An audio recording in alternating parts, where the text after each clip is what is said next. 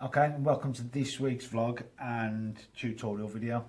We had a couple of requests from a few of our subscribers to say that to sort of replicate fire, and it can be quite long-winded and quite a lot of layers. So what I wanted to do, rather than just running through a full video on fire, which in reality needs to be a couple of hours long, just for you to see how things break down. When we teach fire, it probably takes me a half a day of the lecture really to try and help people understand what I see when I paint fire.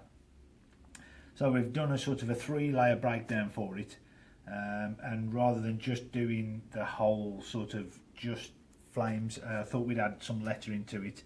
So whatever you're painting, whether it be a mural or playing cards or a skull or whatever, you can add fire to more or less anything that you need. It's not an advanced tutorial. This is a really simple way of working. It's quite effective, it's quite bright, and also I want to run through, if I make a mistake or if I need to add more flames to it, that I can do so without damaging the rest of the work. So I want to take you through step by step, hopefully show you some close-up of the freehand work, which I do as well, and hope you enjoy this video. Okay, so we've got our panel all mapped out. We've pre-cut, you can see just out of Ultramask, our sort of lettering, and we're just about to start laying down the colour. So this is a real sort of short process to the flames, but it's really effective for smaller items. So if you're just adding a little bit of fire to certain graphics, or just a little bit on the touch of some of the airbrush work, this works really well. So I just want to make sure I don't get any sort of bleed underneath. I'm just going to start to use a red base coat. So I've decided that it's going to be going this way. So if this was on a car or on a bike, obviously as it's moving forward, we're going to want the fire to sort of trail down that way.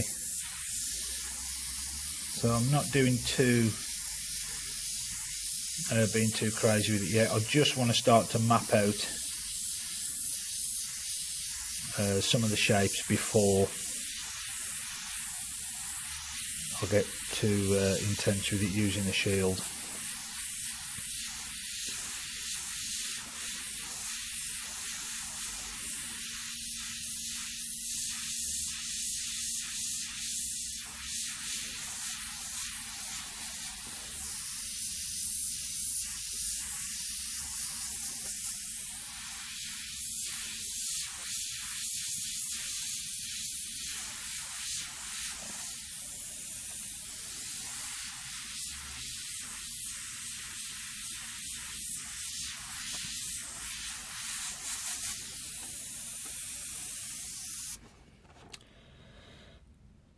So I've got that roughly mapped out. Now I'm going to just nip in with the shield. I'm always going to keep the shield to the outer edge of the flame shape. So where I want to keep the dark or keep the black, I want to shield that area off. If I go the other way, obviously the blend's going to be on this side and that's going to be darker in the middle. So I always want to make sure that I've got my shield in the correct area first. So I don't want to, I'm not going to completely cover the whole sort of layout with shield. I want to keep some of the freehand in there.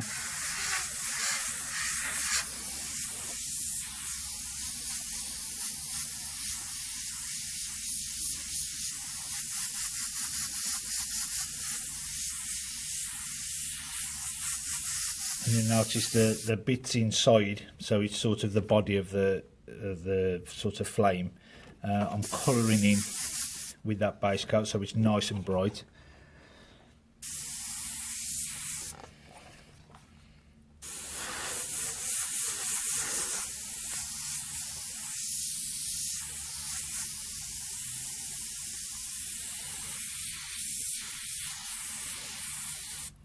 Let's see if we can go in just a little bit closer, just so we can see where we're working.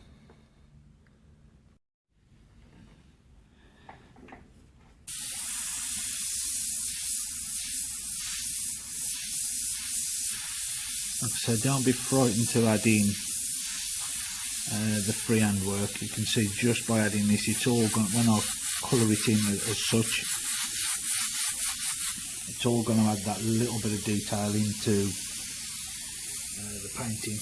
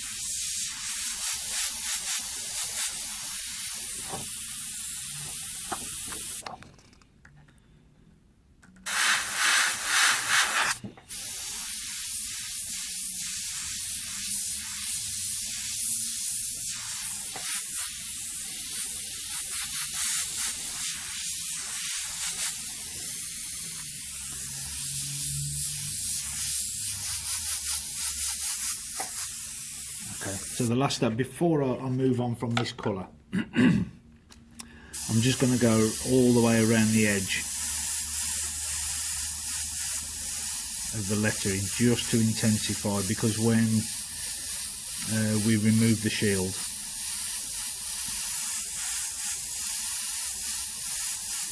or the cutout, some of the areas, like here, if we hadn't sort of airbrushed, we're going to lose that edge. So I just want to create this sort of glow.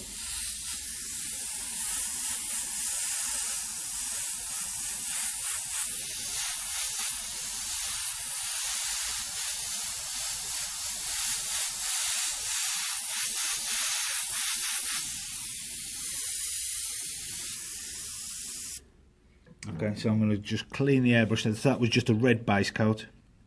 It doesn't matter what red base coat it is, it needs to be an opaque, just for that to come through. If we use a transparent red, we're going to have to be layering quite heavy for it to really come through. So it's a good opaque base coat. There's quite a few around, but I've found that the solvents sort of tend to naturally be more opaque. But I think there's quite a few other water-based lines which do a good opaque red paint. That's what we need for that initial layer, because that's going to be the background, that's going to be the depth of what we're looking for when we're painting. So I'm going to clean the airbrush out now. I'm going to move to my second colour, then we'll start to add this in there. Notice I've put no candy on yet, so we just want to move to our next colour first, and then we'll run through when we add the candy. Okay, so I've got my orange base coat, again an opaque orange, but you can see now the difference from there to the red. And so I'm going to start to add in a completely new layer to start with, especially on the insides. I'm just going to pick out the odd little bit.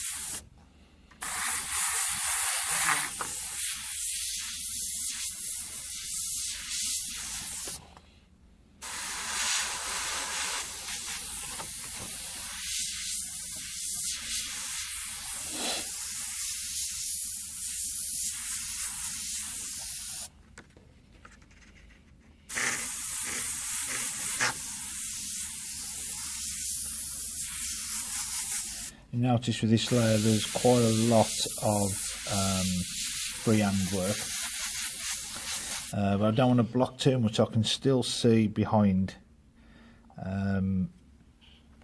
some of the red. I don't want to completely cover and knock out all of that red which we've added in earlier.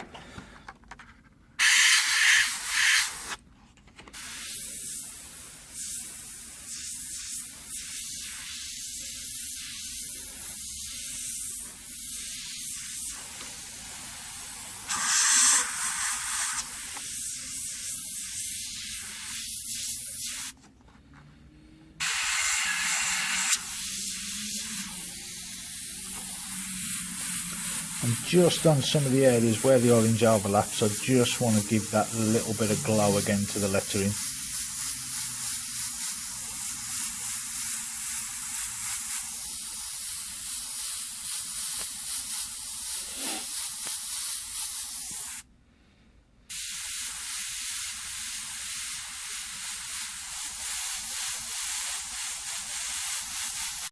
Okay, so I'm going to just add in this candy orange. You should be able to see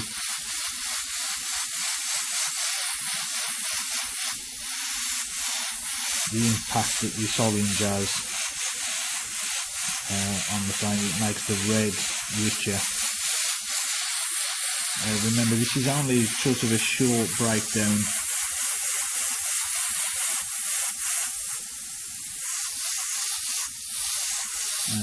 of fire as such, just to add into smaller graphics, so we don't have to go the whole hog.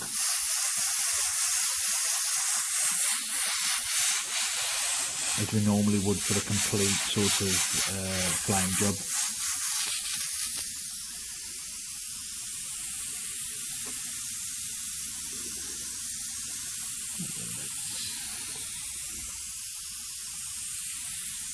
Okay, we're going to give that a couple of minutes to dry, and then we're going to tack off.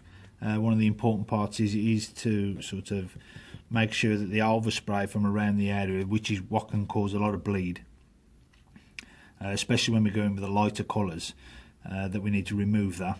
But we need to let that, that should be pretty dry, as we've only used the airbrush for doing that. But we'll give that a couple of minutes and we're going to come back in with our next colour, which will be the white.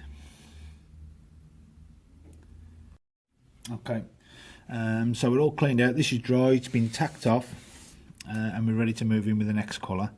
I always, for brightness and intensity, I always like to use white, especially on this sort of scaled down part. So I'm just going to add that little bit of glow to the lettering again.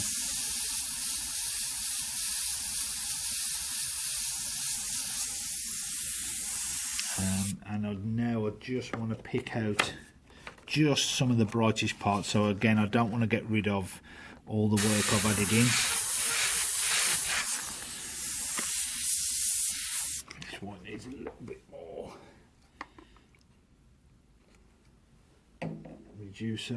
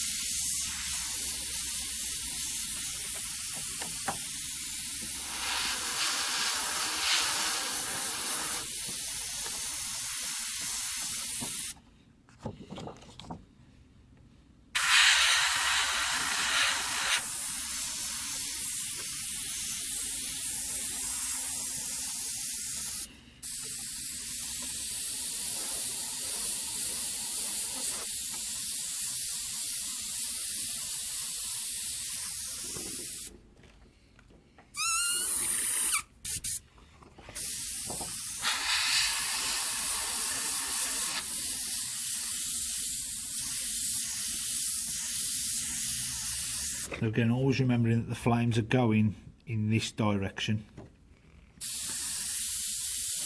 So let's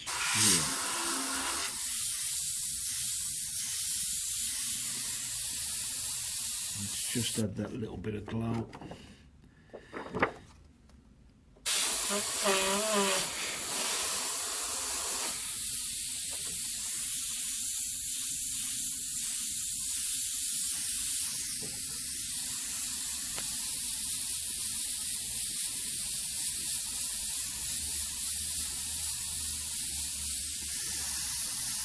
You'll see the reason for me adding this glow around the letters when we move to our next colour. One of the things that we need to be aware of as well is making, although some of the white we want to be a little bit transparent to allow the parts underneath to show through, we do need it bright enough to pick up when we add the final layer of transparent.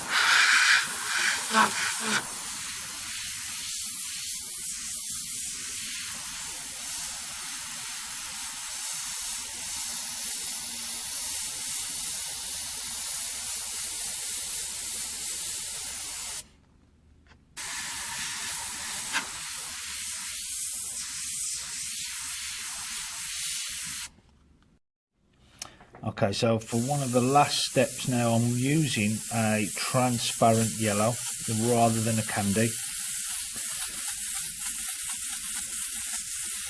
You can see it's just neat out the bottle. It's struggling to go through the airbrush as it is, but I just want that colour intensity.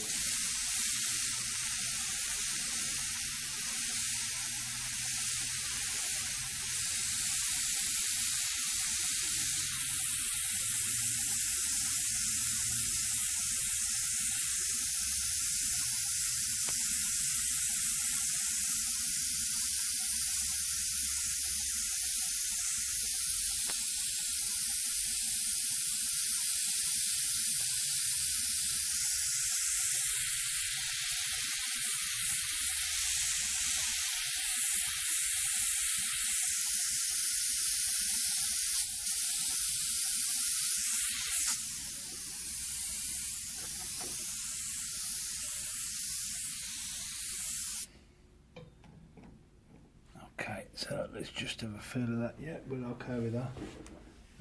Let's just get a blade and we'll just start to remove the lettering.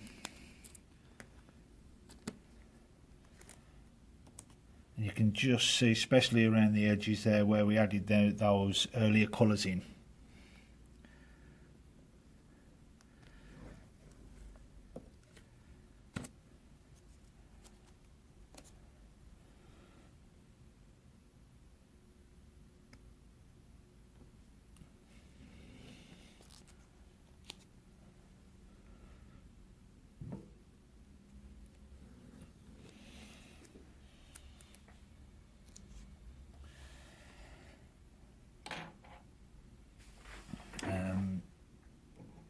Now we can start. We've just got some black lettering there, complete black lettering. Now we can do anything we want with that lettering if we need to. But what we can do now is revisit with a couple of the candies if we want to brighten up anything, or maybe overlap some of these flames into the lettering. So obviously it's not going to completely block it off, but it's just going to add that little bit more depth to it. So I'm just going to add a couple of little bits. I need to clean the airbrush out, and we're back in just a sec. Okay, so we're at this point now where we've got more or less the layering down, but what I've looked at is some of these here I've lost some of the depth, and I want to make that more, put a little bit more heat into it. So I'm back in with the red.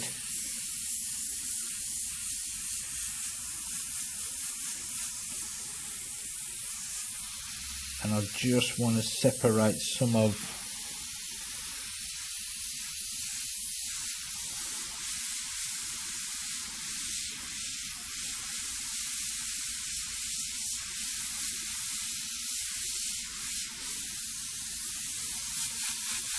what's there and sort of stretch it over just a little.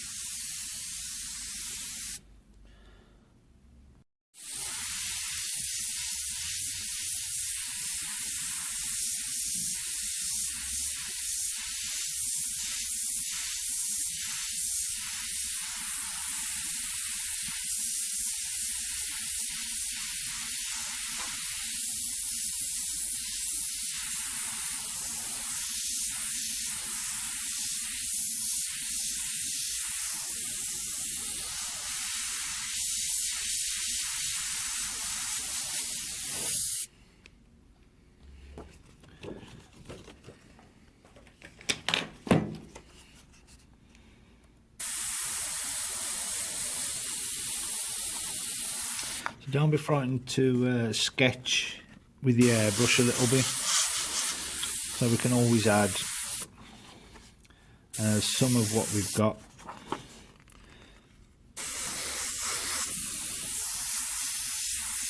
Just freehand, and then if we like it we can just start to add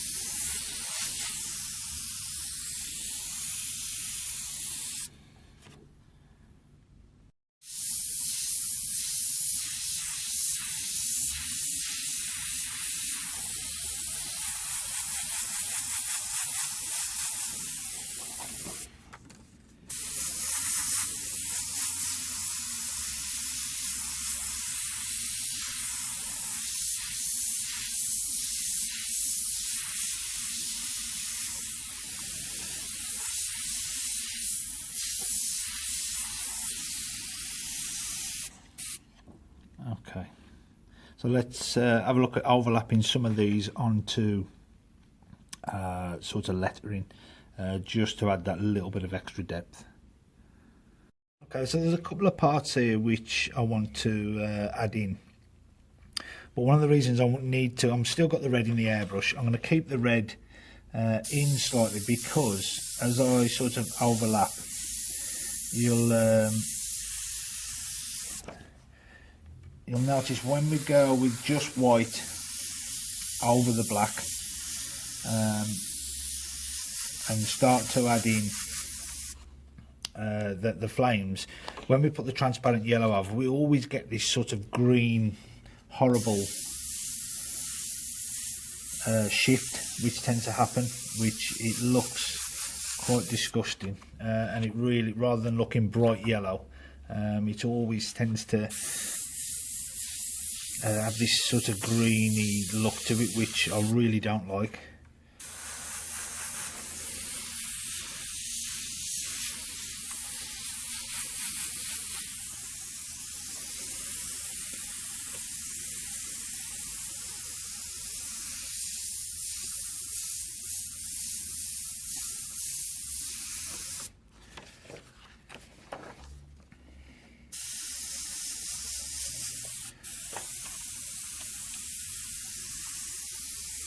Okay, so now I've got that red in, I can go over that with a white, just to lift it up a little bit, and when we use the transparent we won't get that green shift.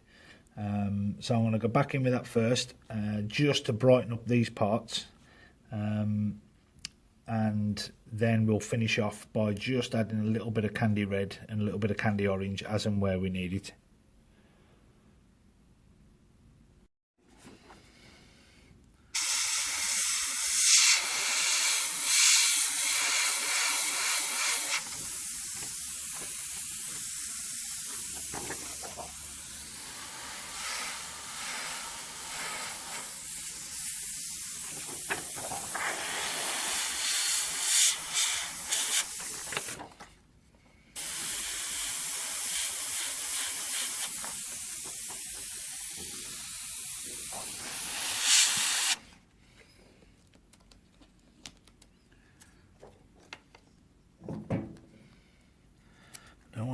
too far over onto there, so I'm just going to replace my letter a little bit.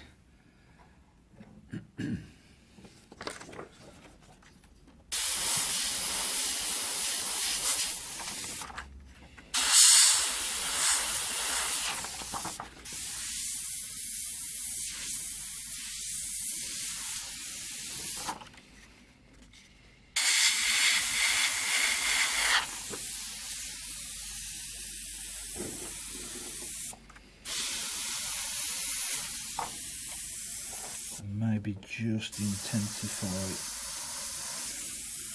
a couple of little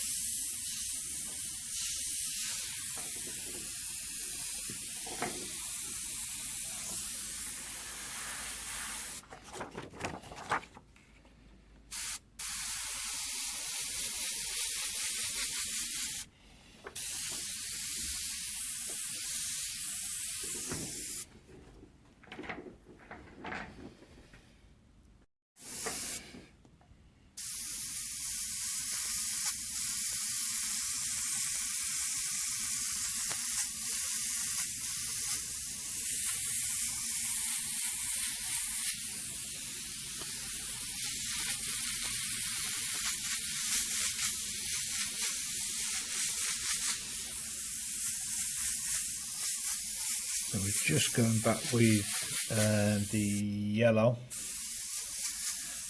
just to intensify that a little bit. And there's our file lettering. So we've got one last step to take, and that's just to deepen some of this area, just to give it that richness, to which I need to clean out, wash out and get some red candy in, and just deepen them areas if I need to. Okay, so for the one of the last steps, I've just got this candy red.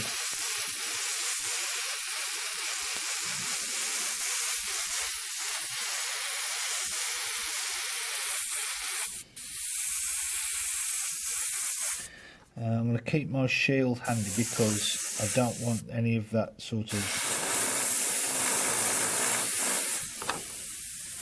red going onto any of my bright yellows.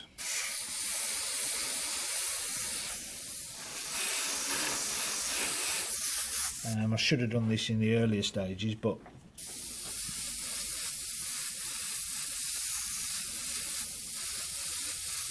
it just shows really you can revisit and fix parts that you're not too happy with. So I'm just going to deepen that part there.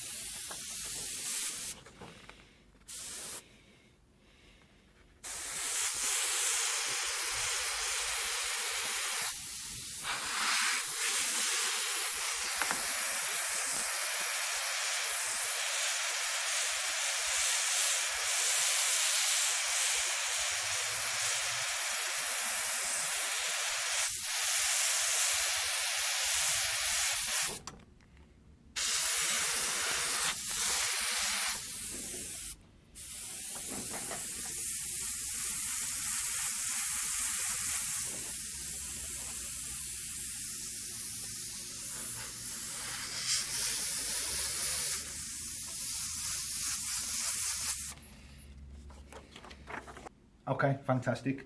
So this is a simple way of adding flames or fire to any object that you desire, really.